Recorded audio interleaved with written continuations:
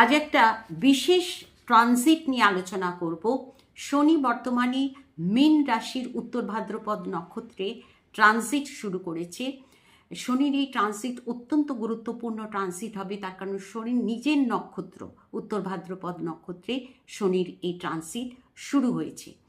20 জানুয়ারি 2026-এ শনি মীন রাশির পূর্ব ভাদ্রপদ নক্ষত্র থেকে মীন রাশির উত্তর ভাদ্রপদ নক্ষত্রে শনির ট্রানজিট শুরু হয়েছে এবং আগামী 17 মে 2026 পর্যন্ত শনির এই ট্রানজিট থাকবে নিজের নক্ষত্র উত্তর ভাদ্রপদ নক্ষত্রে। এই ট্রানজিট অত্যন্ত প্রভাবশালী হবে, তার কারণ শনি নিজের নক্ষত্রে ট্রানজিট শুরু করেছে এবং শনি যেহেতু আমাদের গ্রহজগতের সব থেকে স্লো মুভিং গ্রহ, এক একটি রাশিতে শনির ট্রানজিট চলে 2.5 বছর। ফলে শনি যখনই রাশি পরিবর্তন হয় বা নক্ষত্র পরিবর্তন হয় সেক্ষেত্রে সেটি একটি অত্যন্ত গুরুত্বপূর্ণ বিষয় হয়।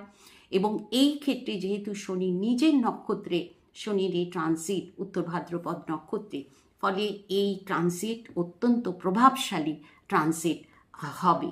তো এই ট্রানজিট আমাদের জীবনকে কিভাবে প্রভাবিত করবে সেটাই আজ আমার আলোচনার বিষয়। নমস্কার, আমি জয়শ্রী, আপনাদের অনেক অনেক স্বাগত। আপনারা দেখছেন